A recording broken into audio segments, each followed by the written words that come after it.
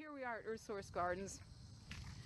There is a lot going on. There are close to 30 individual plots here of individuals who, for a small fee of $25, got a 10-foot by 50-foot plot to do whatever they wanted, to grow whatever they wanted, within the guidelines of organic practices. There are a number of demo plots here. This is one that is really the composting area with vermicompost bin on the other side and some experimental plantings of Jerusalem artichoke, potatoes, and delicata squash. And then these others include gourd and an herb garden, a trellising of sunflowers, beans, and some cucurbits, other gourds. And some annual berries, which are varieties of nightshades. There are many things that have been produced and are in transition right now. We had a large patch of tomatoes here, which is coming out and being moved into this next phase of the winter, the more fall cool crop greens. And behind us is the Three Sisters planting of beans, corn, and squash to observe what natives have done in this region over time. You know, some very classic, beautiful chard just laid out, and there have been some onions here, which have most have been harvested at this point, and beds of roots. So this is all here for people to just observe some gardening, and you'll see throughout this whole garden plot, whole garden area, people doing similar things, because we're all on a parallel course here. We have a large winter squash patch, which is kind of phasing into its fall mode. Of the plants dying off, and you can see the wide array of the kinds of squash, from marrows to pumpkins to delicatas to acorn and buttercup squash. It was really just to say, notice what all wide variety of winter squashes there are, and they're beautiful and tasty. We picked out varieties that were claimed to have great flavor, with the addition of the large pumpkins, because I love the idea of people having a fun jack-o'-lantern in there too. Gardening isn't all about food. It's about beauty. It's about fun. It's about community and connection. And for me, it's also about continuing to practice an old aspect of sustainability, which is actually being part of the process of food from the ground all the way into my body. And I love having a plate of food that I was very actively a part of bringing to the table for myself and for other people.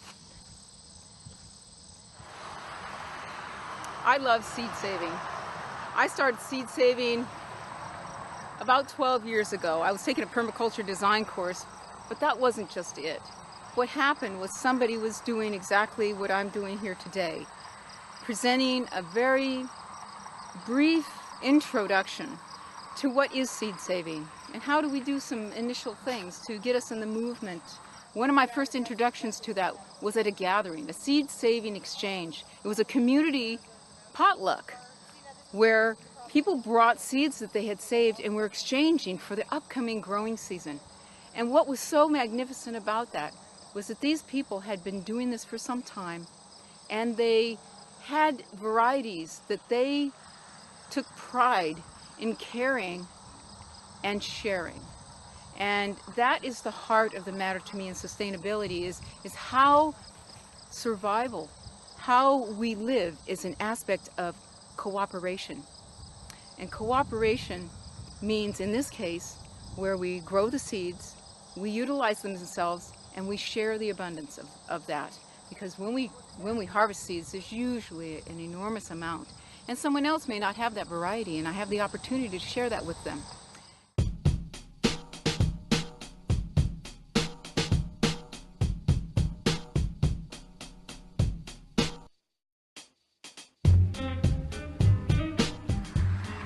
In terms of philosophy that I've worked with, because many people are intimidated by saving seeds, and if I can pass on anything, it would be get started, do something.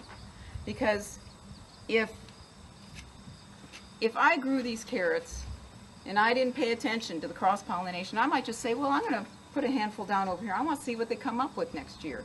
And you're going to find out there's going to be white carrots because they've crossed with the Queen Anne's lace, and then there'll be a few yellow ones. but that's part of learning. So I say set aside your perfection, the concepts of perfection and seed saving, because there is a range of just picking some of the marigolds that you liked and casting the seeds down, seeing what comes up next year, all the way to highly documenting and selecting and creating your own varieties. And the way you get to the high end, if you really find you're interested in that, is by starting now with simple things.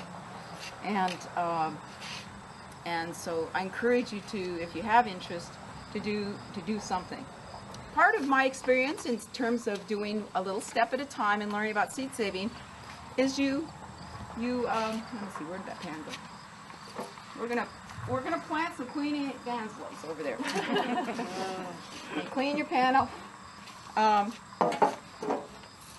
Is just experiencing what is the seed like, so I actually had never, this was a new thing for me, is I just said, well, I actually never saved lettuce seed, because I had this thing, okay, when I do lettuce, I'm gonna cage it, and it still didn't happen.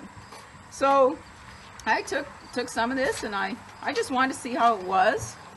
So this is another thing you may need to do, and this is the result of that, is where you take your lettuce, put this in my hand here, and a very common kitchen item. You can get very elaborate. You can get various screens. They call it screening, where you rub through and a lot of the chaff stays.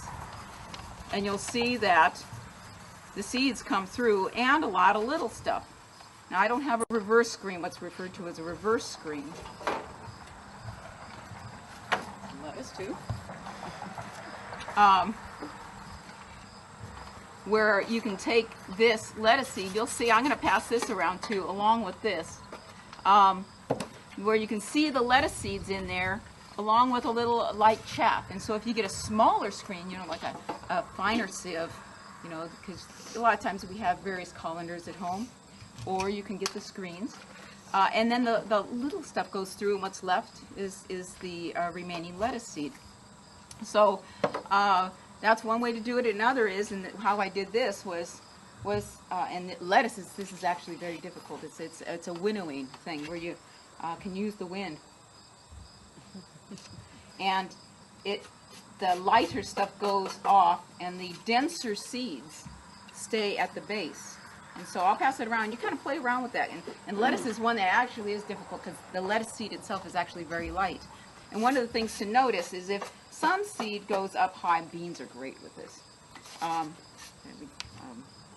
only have finished beans. I don't, the beans aren't ready to harvest right now. Is that if you do actually have some light seeds, a lot of times that's because they aren't fully developed. They're lighter. And so you actually don't want them. It doesn't matter that you go, oh my God, I'm losing my beans. Don't worry about it, because they're bad beans.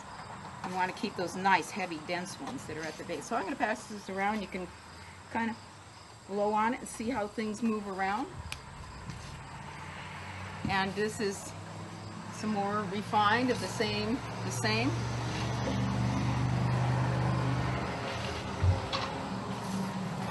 So that was the dried one. Here's one I just cut today. You can see that the seeds are not well developed. So what helps is, you're keeping an eye. You have your plants around, you're keeping an eye on them, and you see when they start getting dry.